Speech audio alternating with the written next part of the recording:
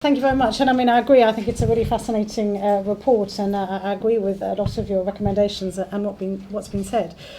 But what I want to do is, I think related to your point, Edward, is to think a little bit about the kind of contextual changes that are happening, and then think about what does that mean for DFID and what does it mean for this report. And then I had a few specific comments on your recommendations as well. And I was thinking in terms of the sort of contextual changes, none of this will be news to any of you, but the first one very much, as I think you touched on, the sort of proliferation of actors, proliferation of financing sources, the growth in particularly in private financing, new actors, China, India, and so on. And I do think that we are now in an age of choice. And so the multilaterals are operating within that landscape, and they really need to think about how do they basically remain competitive, and how can they be attractive to countries in that new landscape. And I think that has quite big implications for DFID, as I'll come on to. Also, obviously, everybody knows this, but the sort of change in geopolitical and economic power, the rise of the BRICS, the new development bank, the AIIB, and so on. That's obviously a significant contextual change. And then I think, as has been touched on, is the whole fragile states issue.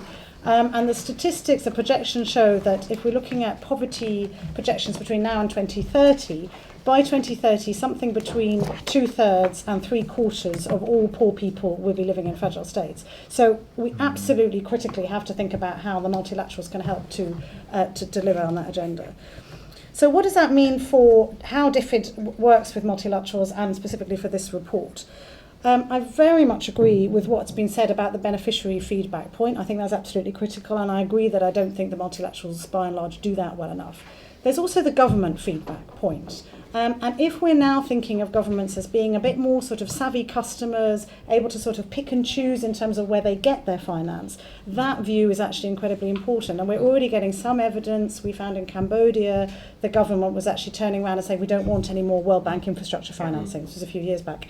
We've got China, and it's happening in a lot of countries. We're also seeing countries going to Eurobond markets at actually higher interest rates rather than going to the MDBs, which would be offering them much better terms. Now, we don't know that that's because of, we don't know exactly why that is. It's actually something that we're trying to find out at ODI. But there is, the multilaterals actually need to get a bit smarter if they're in this kind of competitive world. And I think specifically for DFID, I think it would be interesting for DFID to be doing more to reflect on what governments are actually saying. If they're thinking about which multilaterals to put their funds in, they need to really listen seriously to governments. I think they do that to a certain extent through MOPAN, but I think they could actually do that much more. The second thing around the sort of geopolitical context is I was struck by the fact that there wasn't very much in the report about governance reform, and specifically for the IFIs, which obviously are quite a large share, or the World Bank particularly is quite a large share of what DFID does. There was very little around the governance reform question. And I mean, to be frank, there is a trade-off here in the sense that DFID is influential. DFID is by and large influential in quite positive ways, but probably DFID shouldn't have such a big seat at the table as it does, or the UK should not have such a big seat at the table as it does.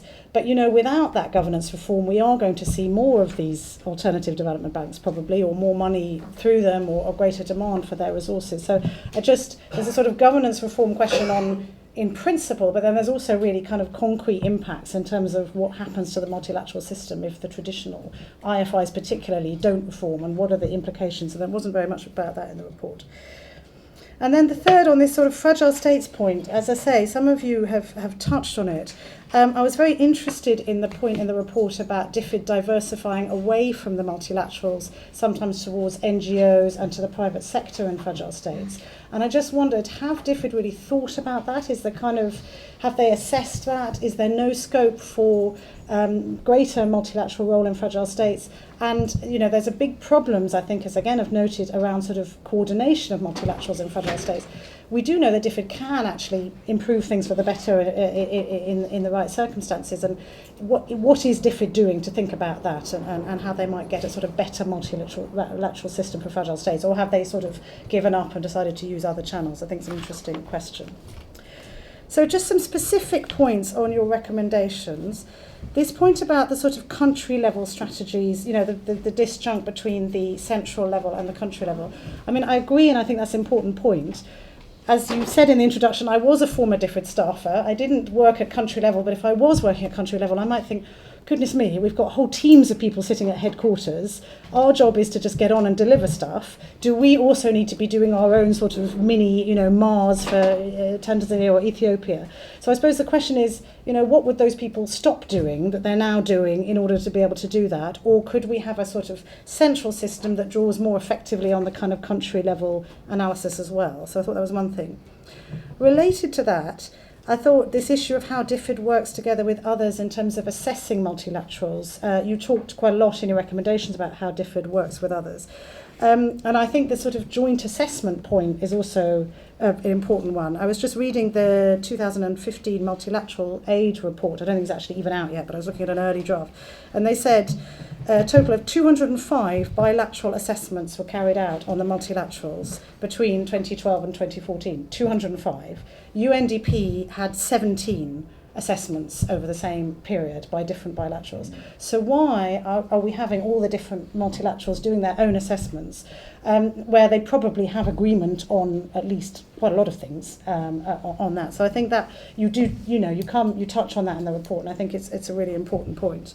And also a surprise that DFID are not yet using MOPAN findings properly. That was also a surprise to me in reading this report. The MOPAN, for those who don't know, is the Multilateral Organisations Performance Assessment Network. I think that's right.